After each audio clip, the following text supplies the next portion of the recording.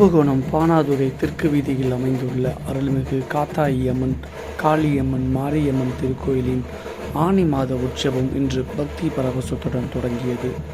விழாவை முன்னிட்டு காவிரி ஆற்றிலிருந்து சக்தி கரகம், ஆடு கரகம் மற்றும் சக்தி சூலம் ஆகியவை மேளதாளங்கள் முழங்க பக்தர்களின் கோஷங்களுடன் ஊர்வலமாக எடுத்துச் செல்லப்பட்டன. கும்பகோணத்தில் முக்கிய வீதிகளின் வழியாக எழுந்தருளிய இந்த புனித ஊர்வலம் காத்தாயம்மன், காளியம்மன், மாரியம்மன் திருக்கோவிலை வந்தடைந்தது. அதனைத் தொடர்ந்து அம்மனுக்கு சிறப்பு அபிஷேகம், அலங்காரம் மற்றும் மகா தீபாராதனை நடைபெற்றது. விழாவில் கலந்து கொண்ட ஏராளமான பக்தர்கள் அம்மனை தரிசித்து வழிபட்டனர். விழாவையொட்டி பக்தர்களுக்கு கஞ்சி வார்த்தல், அன்னதானம் உள்ளிட்ட பல்வேறு சேவை நிகழ்ச்சிகளும் நடைபெற்றன.